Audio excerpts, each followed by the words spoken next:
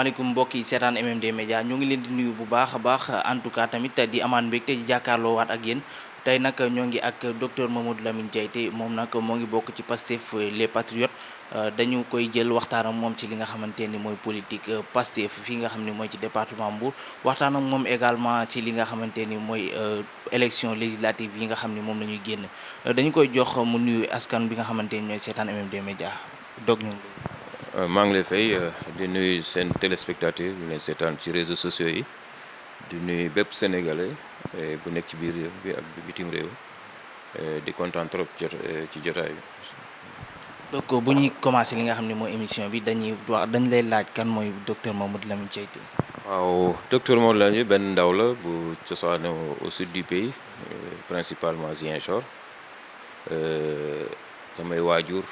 bu surtout moom Kolda la cosaanoo donc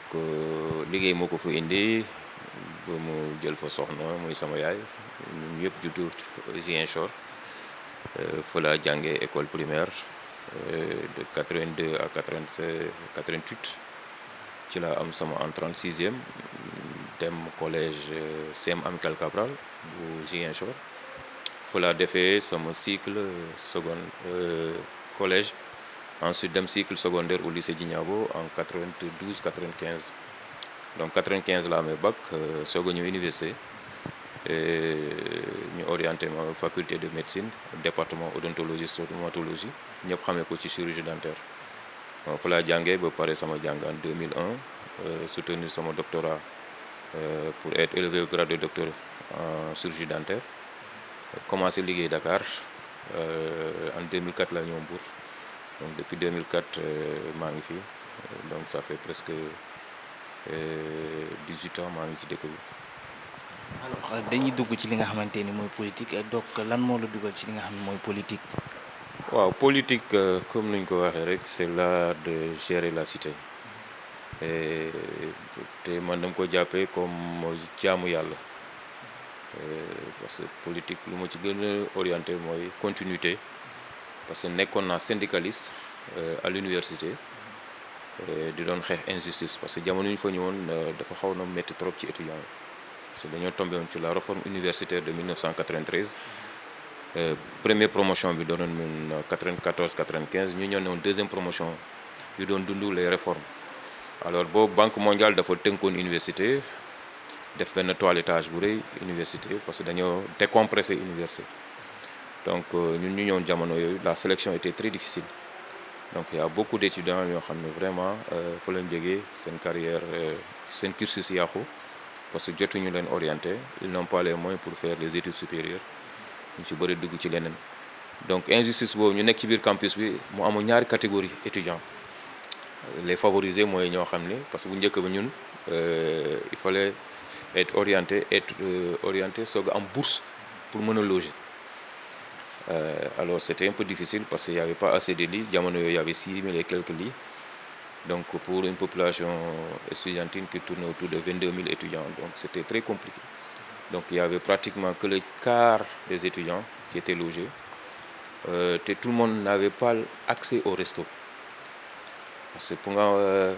bénéficier sur les œuvres d'écoute, il faut être boursier, être orienté, être boursier, ensuite être logé. Donc ñu amuloon possibilité surtout les familles défavorisées dañ doon dem service social pour mën a am carte coude mën a accéder ci restaurant ñu gis ne vraiment ay étudiants yu yendu nga am ay xarit ñu nekk université bu heure añ jotee ñu ñëw toog sa néeg yow nga waroo ceeku dem añ voilà pour mën a lekk bàyyi lañ ci biir néeg bi léegi boo indee pain ñu diw ci chocolat wala def la di ko lekk dafa métti woon jamono yi donc on disait que ça peut pas continuer ci lañ taxawal benn plateforme xeex yàlla may ñu am ci ndam pratiquement vers les années 98 pour ñu mën a généraliser les œuvres sociales maanaam bépp étudiant bu carte étudiant rek te a droit au restaurant donc continuité boobu la ba bu ma paree jàng bi bon je me disais quand même je vais me lancer en politique xool parce que c'est bon de continuer parce que boo génnee ci benn station le syndicalisme dem dans la politique pour gérer encore la cité je pense que c'était un acte noble Voilà, non l'a approché gars yi. Au début c'était avec la pépinière des cadres libéraux. Bon, j'ai senti que vraiment nu ñuy doxalee ça me convenait pas. Ma rocceeku ensuite toog presque 2 ou 3 ans ci laa soog a intégré le parti socialiste avec l'intermédiaire d'un ami, Mor Faye, qui était le responsable du mouvement élèves étudiants socialistes jamono yooyu. Mu doon sama xarit parce qu'on partageait le quotidien ensemble ñu doon discuter ci lu bëri ba yàlla def mu yóbbu ma parti socialiste ma commencé xool nu ñuy doxee ba am ci lu ma daal sama xel ma milité foofu jamono yooyu lañ doon créer sa vision socialiste donc ma bokkoon ci ñu doon def ay atelier ci vision socialiste ba ñu taxawal kuréel bi ñu lancé ko officiellement en novembre 2004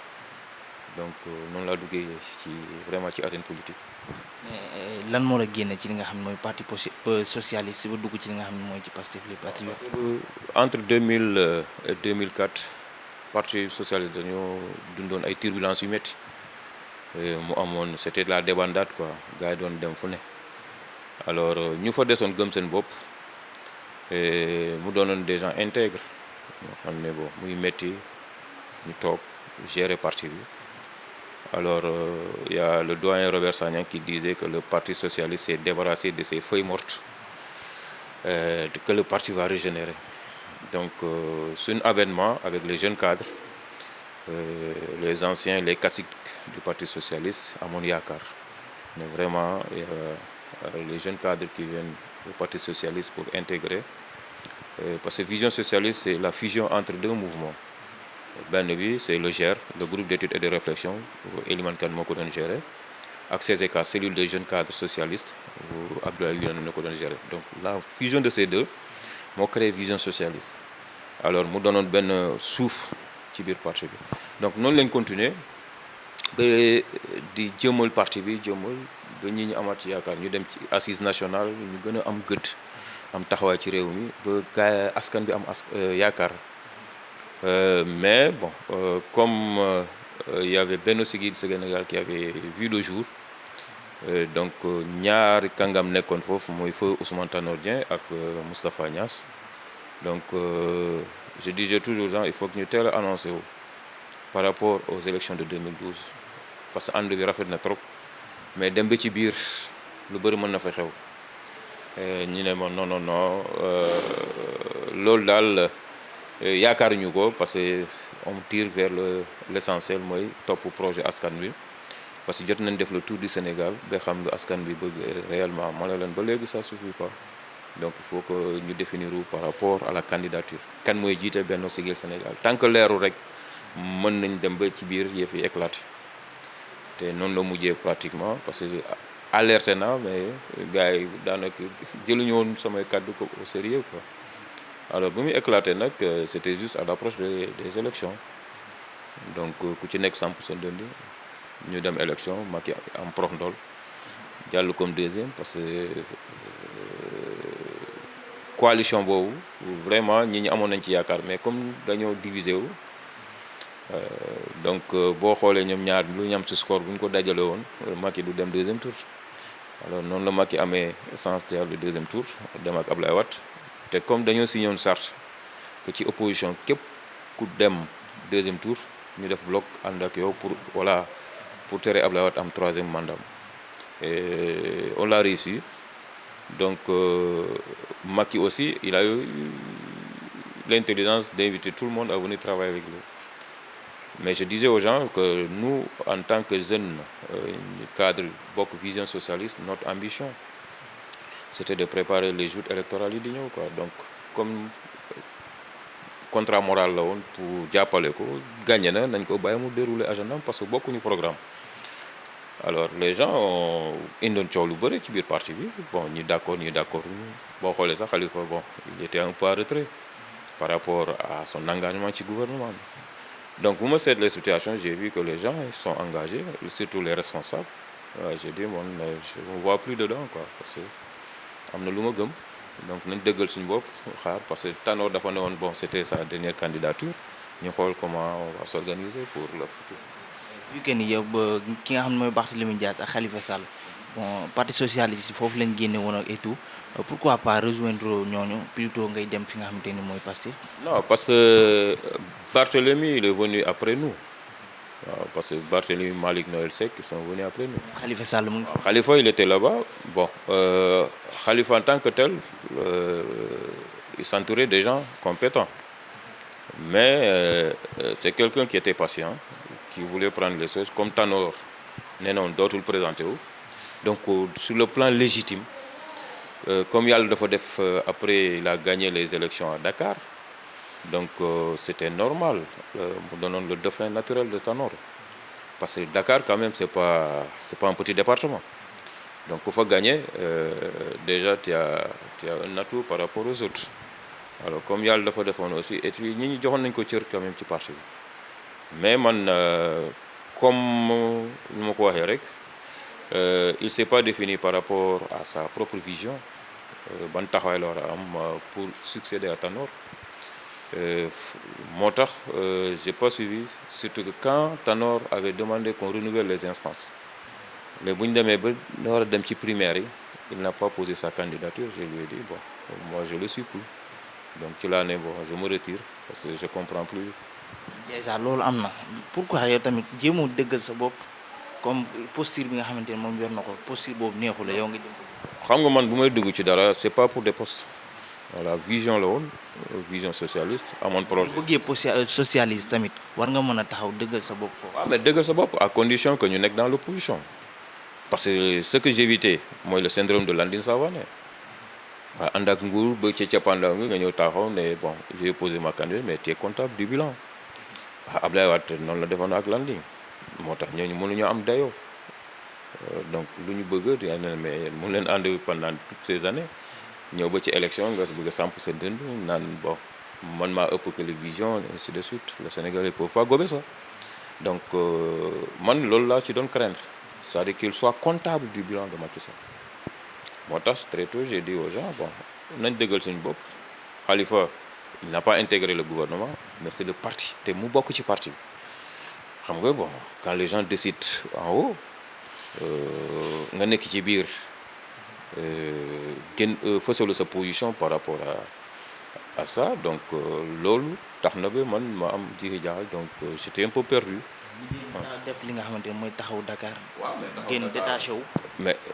pourquoi moom nangul dem primaire c'était ça ma grande question parce que ñi bu ñu demee ba yaakaar ci yow jox la sens pour nga bokk ci ay primaire mais demoo samp sa ndëmb ay sa taal dem ak Tanor. dem ba ci biir ñu bloqué processus bi loolu bon moi je disais que jamono il n'avait pas une bonne lecture de la situation parce que quand il y a un souffle derrière toi gars yi lay pousse war nga mën les Bamba Fall tout ça xeex nañ ba sonn les Barthélemy. boo xeexoon tamit comme ñoom est-ce que tamit. non mais ñoom fa lañ mujjee ils sont obligés de quitter le parti socialiste donc c'était ça là quand tu n'es pas d'accord sur une certaine tu sens nettement qu'on te mette les bâtons dans les roues. Voilà ku fi nekk taxaw devant tous les Sénégalais ne dootul nekk candidat mais dëggal sa bopp bu bëggul bon tu récupères l'appareil politique loolu mooy dëgg mais bon ça n'a pas été le cas donc mu doon lu ñu regretter moi personnellement j'ai dit aux gens bon je me concentre sur mes activités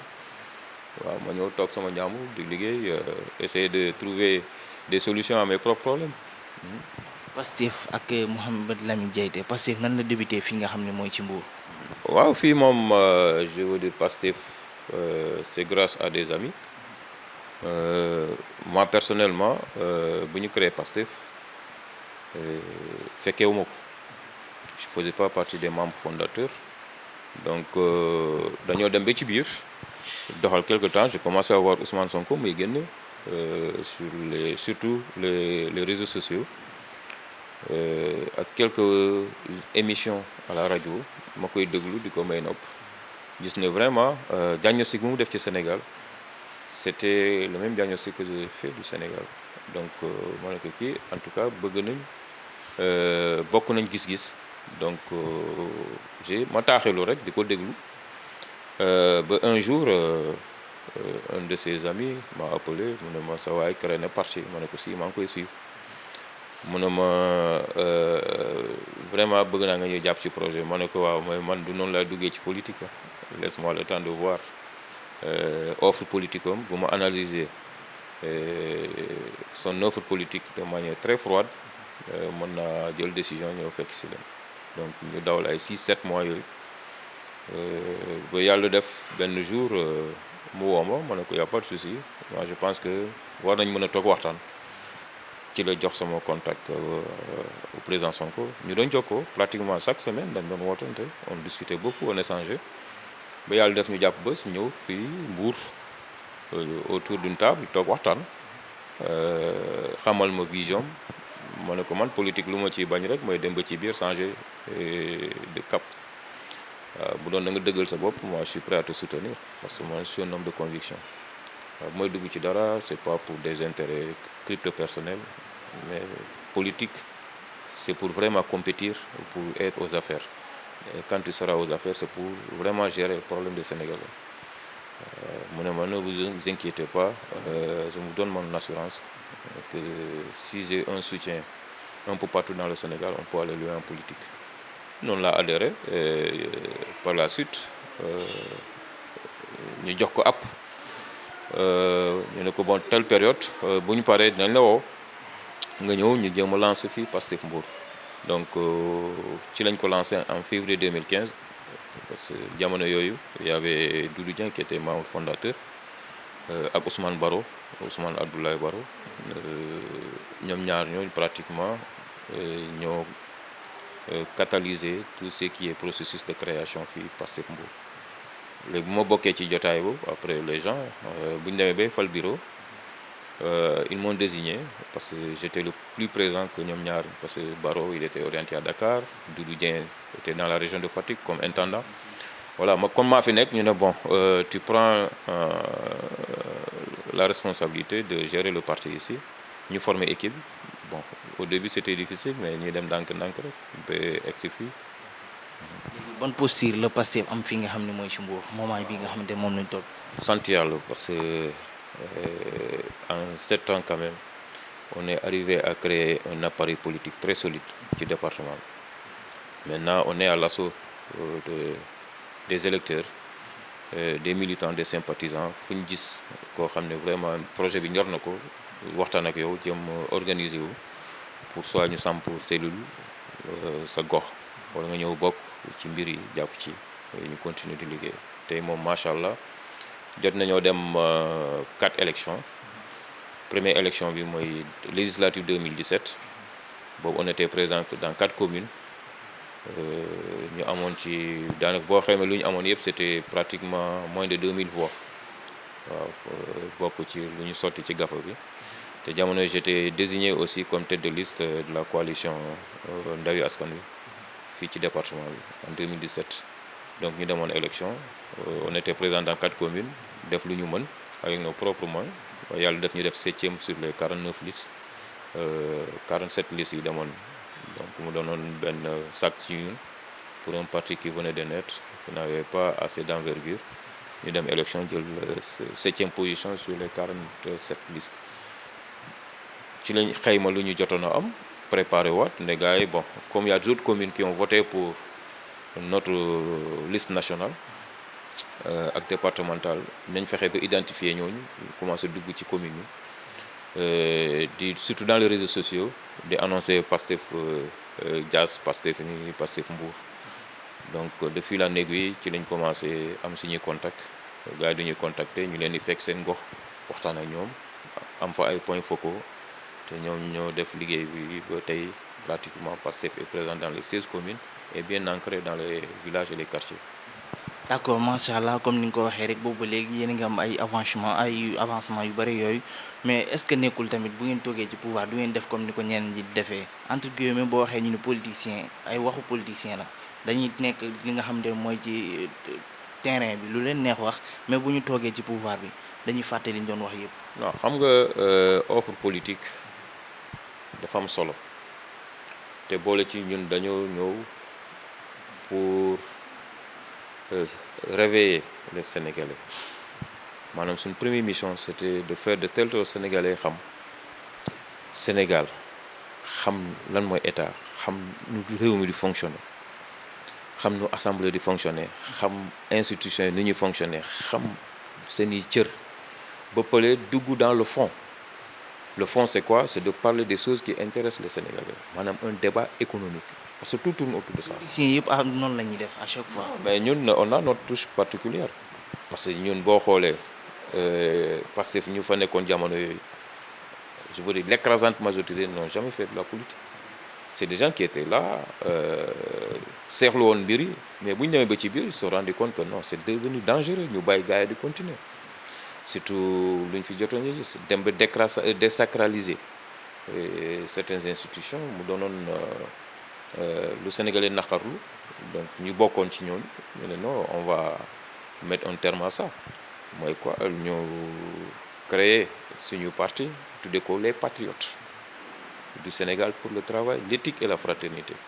muy parce que nekkul pour neexal ñi nga xam ne mooy sénégalais yi. patriotisme xam nga ñun suñu acteur politique lan moo newoon seen fort c'est entretenir benn bétail électoral maanaam dañuy fexe ba ñoom seen gox am ñu ñu téye ñu leen di téye mooy voilà am nañu alal bi ñëw nañ entretenir bu élection jotee ñu mobiliser gars yi ñu dem voter la ñu toog bu élection passé ñu fàttali ñu toogaat ba élection jege si ñëw ak seeni projet jigéen ñi surtout les jeunes ñoo xam ne facilement ñu nax leen enrôler leen fexe ba ñu voter leen. loolu noonu yéen mën ngeen ko defee ci beneen facette comme li may wax communication manipulative peut-être yéen tamit yéen seen kii loolu la quoi seen stratégie loolu. non non parce que kuy manipuler mooy koo xam ne vraiment yaa ngi am yeneen taxawaay. Mais ñun Pastef c'est les militants ñooy dundal parti bi c'est pas le leader et c'est toute la différence parce que nit ñi dañoo gëm projet bi suñu leader taxaw na wax ñëpp moo tax kenn du ko sonal ci pour wàllu xaalis man mosuma laaj président Sonko ñaar dërëm keneen noonu parce que très tôt on a compris que le gars yoroon millions yooyu te bu ko yoroon aussi ñun am na lu ñu gëm mooy parti bi moomu ko. Parti pour ñëpp la donc ñëpp a ci dugal seen loxo et c'est comme ça qu'on a travaillé donc méthode de travail boobu dafa wuute ak gars yi seen méthode classique. nekkul au pouvoir moo tax amul xaalis boo xam te ne peut-être dina mën a corrompre nit ñi. non même bu ñu nekkee au pouvoir ça je peux vous le garantir. nekk tamit waxu politicien rek. parce que lu tax gars yi di am xaalis mais Afrique rek ngay gis politicien di may xaalis mais tu n'oses pas en Europe tu n'oses pas aux États-Unis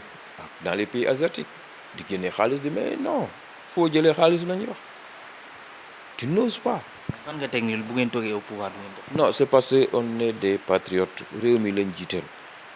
ñun lu ñuy ñàkk ci politique kenn xamul lu mu toll. loolu yëpp yàgg nañ fee dégg yu mel. investissement qu'on fait pour ñu xaar le retour de l'ascenseur am na ñu bëri ñu ngi ci parti bi kenn siwuñu mais lu ñuy contribuer financièrement kenn xamul lu mu toll. te soxluñu poste soxluñu dara parce que dafa am benn logique bu ñu bëgg a doxal mooy ñu fexe ba sénégalais comprendre ne que le Sénégal ñun ñoo ko war a defar te ñi ñu ñuy doxalee duñu yóbbu si réew mi fenn parce que dañuy randal alal boo xam ne dafa war a dem ci askan wi loolu buñ ko delloo place am ñu am budget yi ñuy voté ñu ne tel ministère lii ak lii lañ koy jagle sa année telle direction lii ak lii dañ leen di jox pour ñu liggéey askan wi ci seen bopp. et loolu suñu mission loolu rek lañ bëgg tey buñ ko réussir ñoom ñun duñu engagé en politique franchement duñu engagé en politique c'est parce que quelque part dañoo sentir ni y a des lacunes y a des insuffisances parfois même c'est du mal tey quoi voilà parce que bu ñu la joxee ay milliards mais bu ma déggee ni diw détourné ay milliards man damay feebar daf may feebar parce que mënuma comprendre que nit jël milliards jàmbur féetale ko bàyyi ñi ñi ci ay difficultés. ñoo def loolu. mais lu xew lu fi xew. ñan la tous les politiciens sont devenus des milliardaires. mais train de vie bu ñuy mënee loolu comment tu peux l'expliquer fu ñu dem rotal fa ay enveloppe on n'en plus finir dans les grandes villes di entretenir ñi ni waxuma 2 jours 3 jours mais dañ leen di entretenir pendant des années mais loolu salaire may ko nañu wante dëgg am na quelque part fu nga xam ne booy ils ont fait des détournements d'objectifs randal ala wala ñu nekk ci position de confort boo xam ne seen influence mën na. est-ce que leer na leen seen salaire mayu leen li nga xamante ne moom. salaire bu ci gën a rëy fii ci ministère yi xam nañ ko si ministère léegi leeral ñu comprendre. non mais fii ministère bi ça tourne autour de 3 millions 4 millions yenn ministère d'état la wax ma yeneen ministère ça tourne autour de 3 millions man chiffre officiel yi maanaam loolu laa ci xam. yi nga xam. waaw mais comment ils se font de l'argent moom lay wax ni ay détournement d'objectif wala ñu nekk position. peut-être mën nañ yor ay entreprises yoo xamante ne peut-être moo leen di may loolu. fii que ban ministre nga gis bu am entreprise. mais mën nga bañ a xam. non fii ñu ma fi xam ñu fi am entreprise c'est parce que dañoo yàgg ci nguur gi ñu am seen entreprise mais xëy ñu rek raam am seen entreprise. nit mën na di investir dara sans que yow nga xam. am nañ fi milliardaires yëpp on les connaît ñu ko liggéey yor seen entreprise fii ku politique mënu la may milliard boo liggéeyoon 50 ans di fayee ko chaque mois 4 millions 5 millions mënoo am 1 milliard. mais nit ñi dañuy am habitude di wax à chaque fois ni politiciens yi ñoom rek ñoo fi yor milliardaire. waaw mais c'est parce que quelque part loolu lay wax ni bu ñu la bu joxee budget 4000 milliards 5000 milliards waaw 2000 milliards yëpp c'est noonu fu mu jëm soxla yaa ngi fii tu vois chaque jour que le pays vit des difficultés extraordinaires te ci 10 ans yu ñu def au pouvoir mais lu ñu voté le Macky Sall ci budget mën na 30 000 milliards ana xaalis boobu yëpp bënn baa ngi nii 768 000 milliards gars yi sont toujours dans l'eau xaalis mu jàll bu ñu defee gars yi seen enquête ils se sont rendu compte que y a moins de 80 milliards yu ñu dépensé fan la 700 milliards yi c'est ça la grande question en 10 ans la ñu wax depuis 2012 ba léegi plan décennal bi on a investi beaucoup de milliards mais enquête yu gars yi def ci suuf ils se sont rendu compte que président Sonko wax na ko ils ont dépensé moins de 80 milliards fa la xaalis bi sey voilà. ci fi nga xamante ni mooy invalidation liste Yewwi Askan Wi voilà jàpp nañ ne nekkul loo xamante ni lu yoon la parce que ñi ko séq nga xam am na expérience bu mag ci politique et que nekkul yëfu cuune lañ def ba ñu invalider li nga xam ne mooy seen liste. suñu liste nationale non loolu erreur matérielle la erreur matérielle day am quoi parce que comme j'ai l'habitude d'expliquer à certains de vos confrères nee naa leen l'intercoalition est née pratiquement à quelques heures de la limite des dépôts des listes donc loolu ça a chamboulé tout parce que 46 départements ak diaspora nga war a defaraat liste yi c'est compliqué parce que boo nekkee devant une machine ngay dugal mën nga jum parce que ñoom dañoo affaire cuune yooyu jàpp naa ne waru leen mën a dal. c'est-à-dire erreur matérielle c'est-à-dire ñun benn doublon la ñu am dañoo investir koo xam ne âge am matul ñu rocci kooku investir keneen koo xam ne ndeke dañ koy investir ci liste titulaire yi mu nekkoon ci liste suppléant mais normalement ñoom bu ñu amoon benn lecture mais suppléant yi la ñu war a éliminer bàyyi titulaire yi comme doublon la mais erreur matérielle loi permettre ñu corriger ko mais ñoo lànk parce que ñoom quelque part def nañ 2 grandes bourdes yoo xam ne mënuñu ko expliquer fii mooy problème de parité ak dépassement nombre ci parrainage bi. invalidé nañ seen vraiment couper la poire en deux ñu bokkaale Yewwi Askan Wi seen coow léegi ñun comme gis nañ ni coalition bi pratiquement l'ensemble des entités yu jiite coalition Yewwi Askan Wi pratiquement ci liste nationale la ñu investir donc c'était l'occasion parce que ñoom lu ñuy bañ mooy def nañ seen sondage xam nañ Yewwi Askan Wi dina jël assemblée donc bu ñu jëlee assemblée c'est fort possible que Sonko soit le président de l'assemblée donc doon defoon constitution Macky Sall Macky loolu mënu ko tolérer moo tax nag quelque soit alpha gars yi bu leen may dara. lu ma mënta comprendre nga xam ni kii nii bu la jekkoo ci dara daf lay daaneel. pourquoi nga koy may benn opportunité bi mu lay daaneel. mais daaneel boobu laa wax c'est-à-dire la loi nous autorise à réviser notre liste parce que erreur matérielle la loolu day am tu as quelques jours pour réviser yow normalement seen la direction générale des élections bu ñu xoolee les dossiers ñu jàll ci phase judiciaire ñu xool dossier est-ce que candidat yu ñu investir ñoom ñëpp amuñu foo xam ne loi bi gàkkal na seen dossier buñ paree ci loolu ñu xool est-ce que lii ak lii buñ gisee erreur matérielle dañuy oo suñu mandataire ne ko fii am na lu fi juum ngeen ñëw leen corriger ko avant ñuy pare ci liggéey mais defuñu ko ñu di remarqué loolu dem pour signaler la ñu ne la du fi daal moo tax conseil constitutionnel lañ mujjee pour mu casser verdict ko parce que ñun fa leen di yóbboon affaire parce que ñël dañ ñoo bañal ñu dem conseil constitutionnel waaw la Cour suprême du gars yi invalidé suñu liste waaw cool yi mooy bëgguñu gars yi kàngam yooyu dugg assemblée. warul leen ko erreur yooyu noonu man jàpp naa ne expérience bi nga xam ne am nañu ko mënoon na ñàkk. ñoom def nañ doublon kii sax du moins erreur. ñoom éliminé nañ tamit seen liste. mais parité boobu lu tax ñoom ñu éliminé. liste suppléant ñoom seen. waaw lu tax ñu éliminé liste suppléant ñun mënuñoo éliminer suñu liste suppléant ñu éliminer suñu liste suppléant. problème yéen ci liste mooy kii bi la nekkee moo tax. non dama ne doublon la xam nga doublon maanaam benn nit nga investir ko ci liste titulaire ak liste suppléant waaw mu doon ñaar mais booy éliminer suppléant mais lu tax ñu téye parce que bëgguñu parce que gars yi bëgguñu suñu ténor yooyu dugg assemblée loolu rek la woon parce que xam nañ ni sondage bi bu ñu bàyyee ñooñu baat campagne ñu def bloc ñuy campagne non ça va être fatal pour eux mais gis nga lu ñu def. dama gis ni bloc boobu dafa mel ni amul ci campagne yi nga xamante ne mooy élection législative yi. parce que boo xool président Ousmane Sonko peut-être moom moo doon def tournée nationale. mais leader yaa ngi doon gis. ñu ngi daan mais rarement ñu ngi doon ànd ak moom am na ci ñu ci doon rejoindre mais comme par exemple moom li nga xamante ni def na ko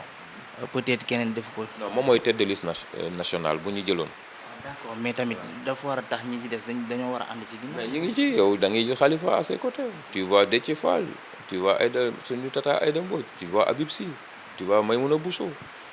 il y a Cheikh Tidiane Dièye ñoom ñëpp ñu ngi woon ci caravane xanaa gisoo leen. déggoo nee naa la gis naa leen mais comme par exemple moom li nga xamante ni peut-être noonu la ci gën a fësee ñeneen ñi defuñu ko. waaw mais moom lañ jiital.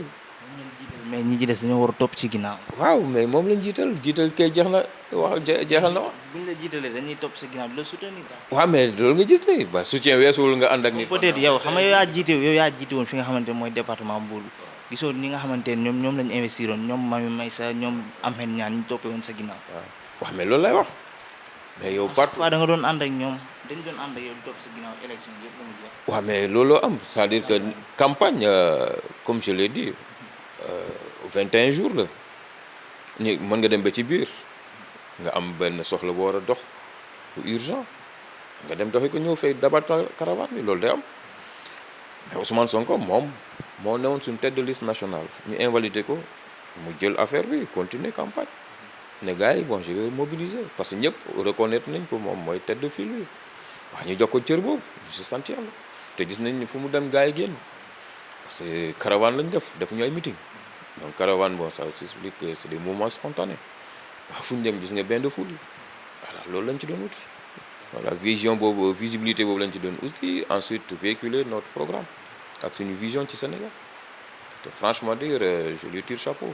avec toute son équipe ñu àndoon ci campagne. alors donc naka nga jàngatee tamit élection législative yi. waaw sant yàlla parce que fu mu toll nii on a réduit Benno Bokk Yaakaar à sa plus simple expression xam nga ñoom dañ doon tëkku ñi ñi tak ñu naan ñoo fi nekk mais bu ñu demee ci élection ils se sont rendu compte que laaj ji nañ. terewul ñoom ñoo jiitu ba léegi. waaw mais taxul ñu am tey boo xoolee opposition bi moo leen ëpp doole boo boole suñuy force. doole ci lan ci nag. xayma résultat yi ñoom 46% la ñu am ñu am 54%. loolu teewul assemblée nationale ñoom ñoo fa jiitu ba léegi. waaw mais booy xam nañ lu xew du lépp la ñuy wax ci kaw mais xam nañ lu xew. gars yi kon ba léegi kay ñoom ñoo la jiitu ñoo la. non dañoo liggéeyante parce que lu xew ci yeneen zones yi ça se comprend waaw def nañ tout ba gonfler seen score national c'était ça l'objectif. gonfler boobu noonu est-ce que am na. parce que ay PV yu ñu signé wul kooku xam nga fu mu jógee parce que PV bu ñu signé. yow yaa ko gis. suñu mandataire dem tribunal lu tax waa tribunal bu ñuy def seen recensement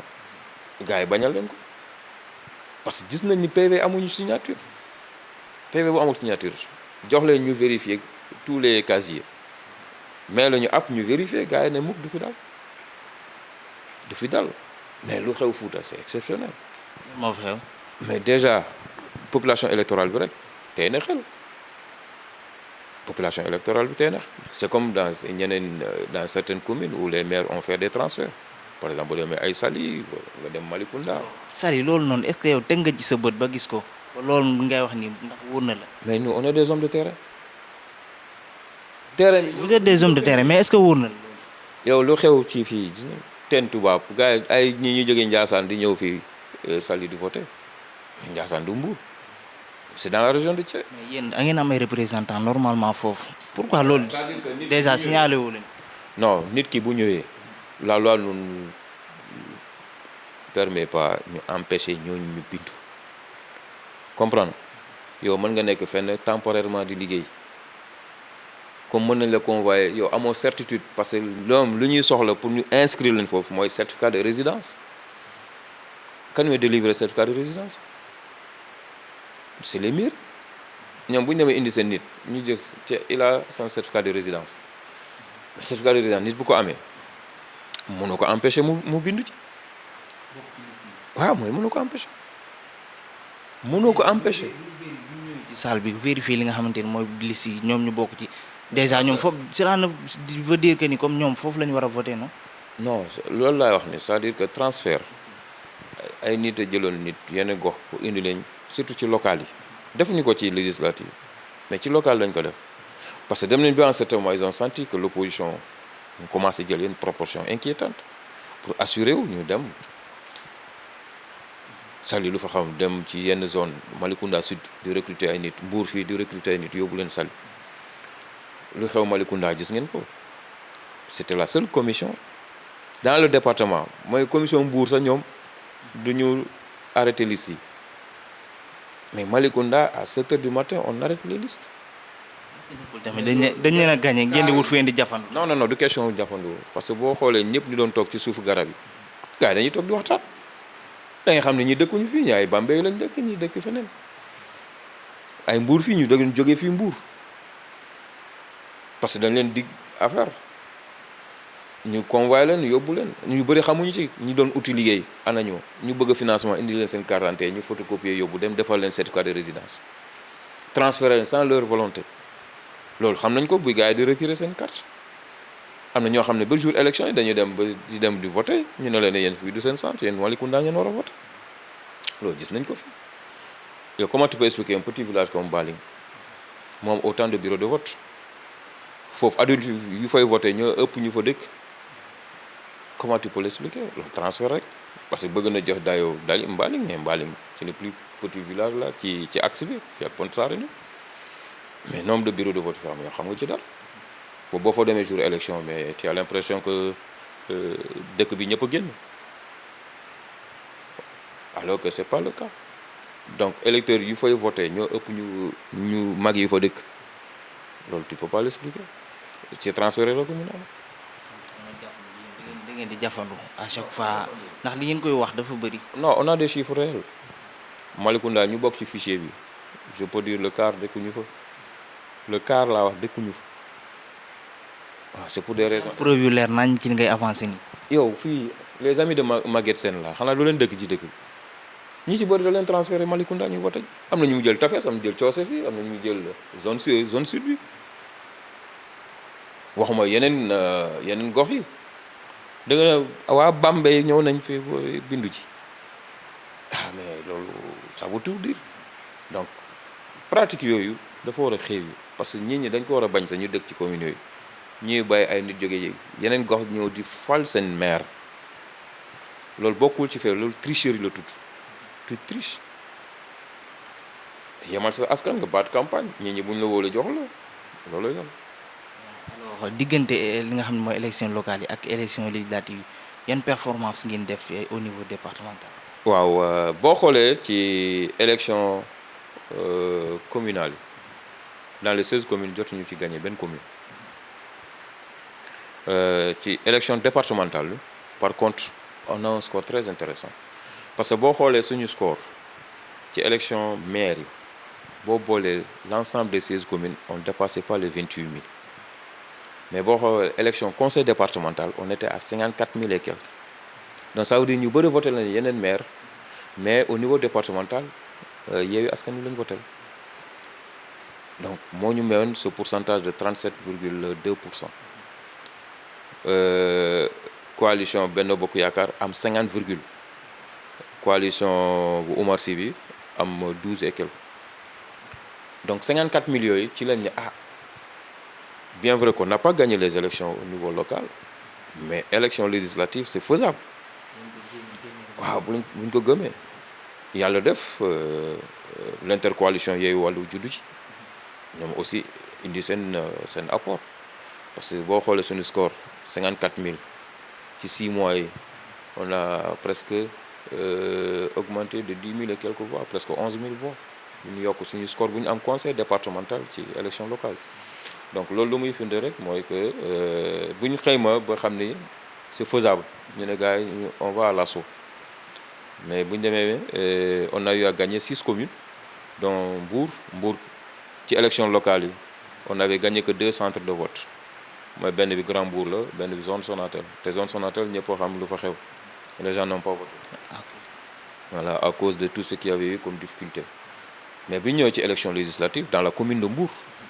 nous avons raflé les 18 centres ñoom ñu gagné 2 mooy centre Tefes bi ak centre Darou Salam bu Darou Salam ñaari voix lañ ñu fa rawee bu Tefes bi fu ñu doon am écart de presque 2000 ñu am réduire écart bi ba mu doon ay 400 voix la ñu raw foofu ñu gagné golf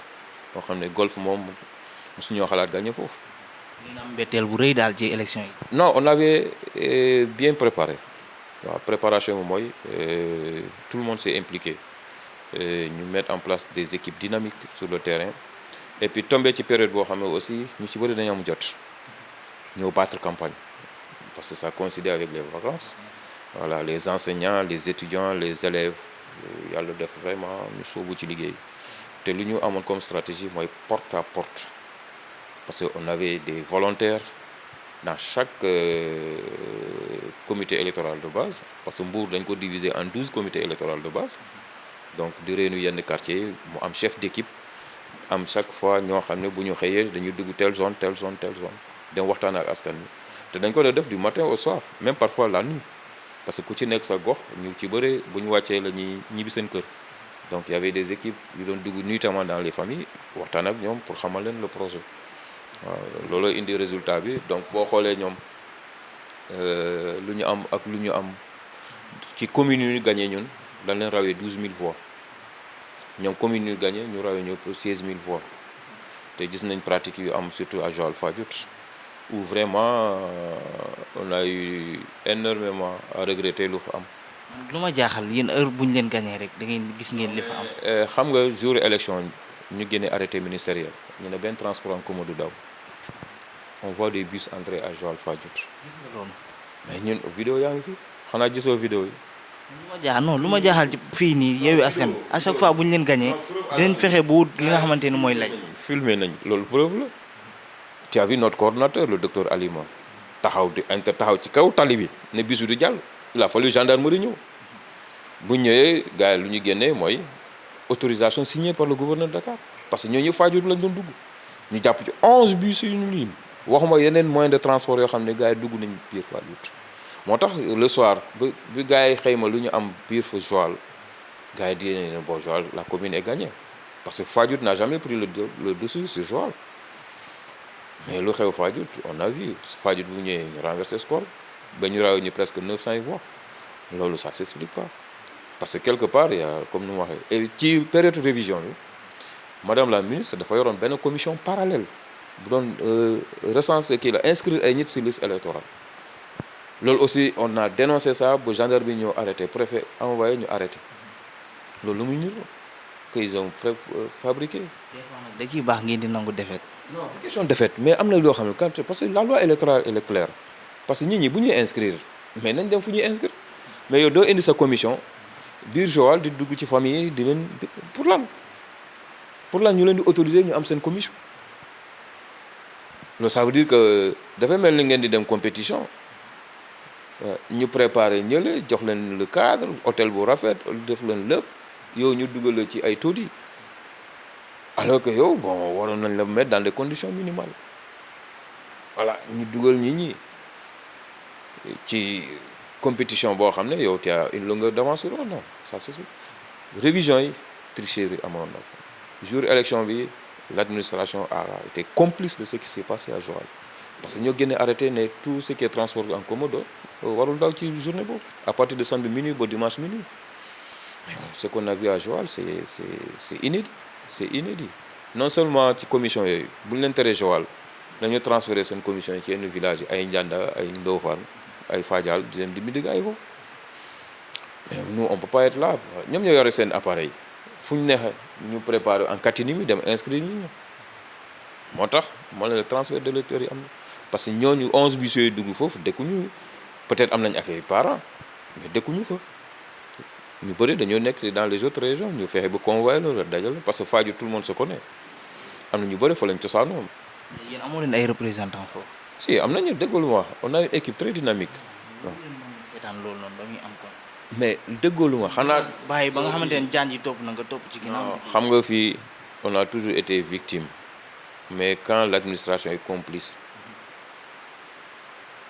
dénoncer lañ mën def arrêté def tapage médiatique avertir qui de droit mais ñoom bu ñu deful seen liggéey c'est pas nous de le faire.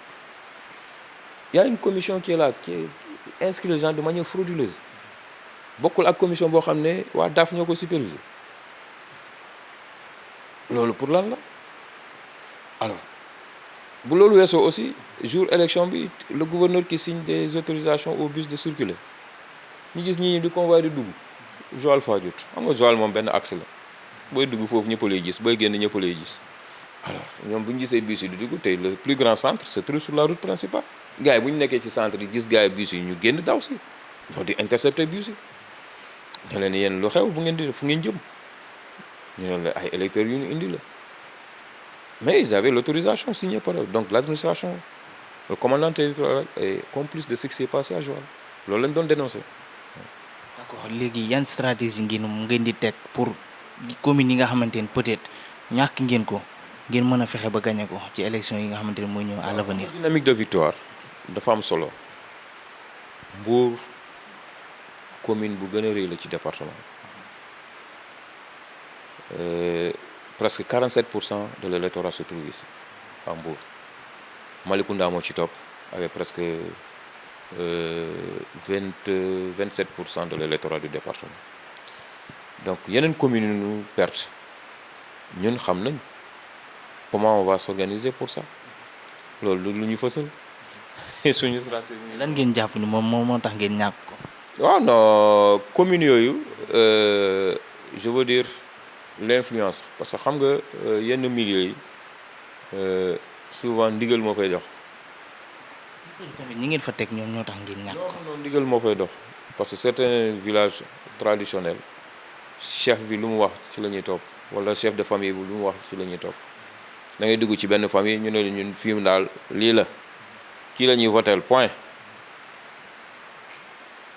parce que quelque part comme ni mu ko waxee am na yu bëri yu fa xew bourse sociale bi jaar na fa ñëw nañ aussi am seen teraanga indi loolu yëpp influencé na le vote là-bas ñun fu ne lañ dugg nee naa la amul village bu ñu demul campagne ci département bi loolu da ngay dugg fenn ñu ne la bon on vous soutient mais résultat yi bu génnee tu sais pertinemment gars yi dañuy ñëw nuitamment këpp lépp waaw parce que indi nañ seen teraanga indi nañ lépp donc am na fu ñu téye gars yi mais loolu c'est on va déconstruire tout ça parce que comme jamono toll na foo xam ne ñëpp ñu ngi commencé yuuxu donc je pense que discours bu ñuy tenir foofu incha allah les gens vont changer de posture pour élection yi di ñëw. léegi dañuy taxaw ci fi nga xam ne mooy Ali Karaj bi docteur mu mel ni Yewwi Askan bi tas na te. non tasul. oui si parce que ku nekk yaa ngi ràcc jëmale sa boor. waajal li nga xam ne mooy 2024. loolu leader yi ñoo ko wax. Ousmane Sonko parewul ni day poser candidat. candidat li gàkku génn na. non loolu c'est que quelque part da nga liirul charte bi. ku nekk ne da nga pare na lañ wax. charte bi laa wax parce que booy wax aussi il faut avoir des arguments. léegi Ousmane Sonko. charte bi dafa ne Yewwi Askan Wi on va aller ensemble ci local yi ci législative présidentielle yi ku sentir ni war nga mën a dem mën nga samp sa dënd. d'accord mooy tas bi ma wax rek. non c'est-à-dire que ñu ànd li nga xam ne mooy 2024. objectif élection yi bokkuñu parce que fële local yi c'est encore plus élastique parce que boo xoolee fii dans le Sénégal on a investi ci liste yi titulaires suppléants yi majoritaire proportionnelle, on a investi plus de 16 000 Sénégalais. Ñu ñëw ci législative, on investit les 165 titulaires ak les 162 suppléants. Ñu jógee foofu ñëw ci présidentielle nag c'est un candidat face au peuple. Mais ñun suñu coalition bu yaatu la, y a au minimum 35 entités yu fa. boo ci boolee wàllu avec seen grande coalition boobu intercoalition la boobu coalition stratégique la, mais Yewwi Askan Wi ñoom dañoo tëral charte que bu ñu jógee ci législative yi war a dem ci présidentielle yi foofu acteurs politiques yi nañu xool ku ci nekk yaay natt sa bopp bu doon sentir nga ni mën nga dem élection mën nga samp sa dënn, mais teel a déclaré candidature ak bokk ci élection ça fait deux.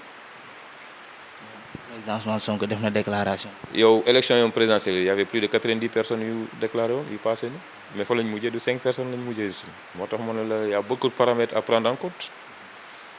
Élection présidentielle 2019 il y avait 84 ou 86 personnes yu déclaré woon seen candidature,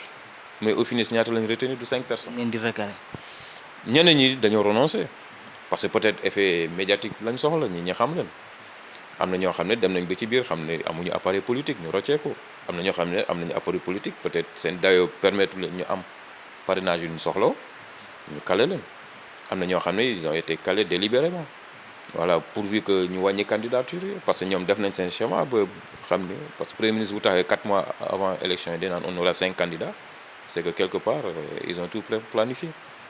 noonu la demee. Pastef 2024 naka ngeen koy waajalee. non joxe nañ feuille de route bi mooy renouveler les instances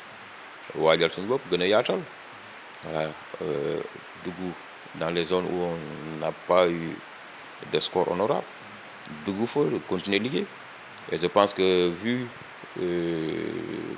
ce qui s'est passé ak capital de sympathie bu ñu am ci élection yi man gis ngeen j'ai un agenda surchargé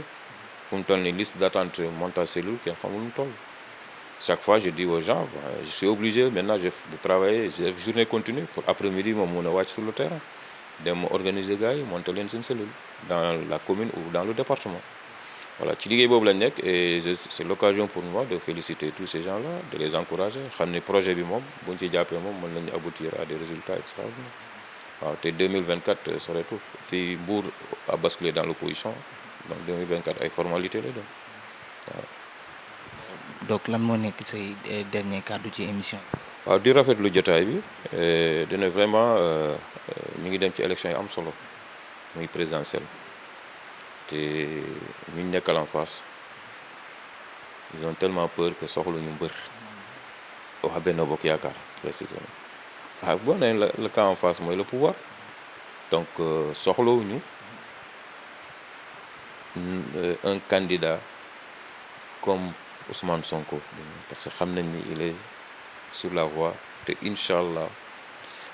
le peuple est derrière lui, formalité lay doon rek ñu gunge ko pale waaw donc di ñaax ñi ñu gën a yokk seen taxawaay que le projet de PASTEF on doit défendre ça bec et ongle parce qu'on a un programme très ambitieux pour le Sénégal te gëm nañ buñ jotee ci lenge yi on va changer radicalement la façon de faire l'action politique au Sénégal te ñu ngi ñaan yàlla ñu fekkee lépp tal ko parce que ay doomi aadama leen loolu bokk na ci aussi ñuy ñaan suñu borom mu may ñu kattan mais ñu tal ko fekkee mën a changer pour que génération yi di ñëw ñu gis un Sénégal meilleur. Donc loolu laa amoon lu may sant ci kàddu di leen jaajëfal bu baax di remercier seen direction bi mais aussi di rafetlu seen teewaay bi fii Mbour pour ñëw interview merci. amis internautes yu MMD Média tey lii lañ leen indiloon ci émission bi nga xam ne doon nañ ko séq ak docteur Mamadou Lamine Diaité waxtaan nañu ak moom ci li nga xamante ne moo am solo waxtaan ak moom ci mbirum Pastef waxtaan ak moom tamit ci élection législative yi nga xam ni moom la ñu daal di génn également waxtaan ak moom ci élection 2024 yi nga xam ni moom la ñu daal jëm di remercier également tonton Zal bi nga xam ni moo nekkoon ci caméra bi di leen jox rendez-vous ci yeneen i émission d'ici là portez-vous bien.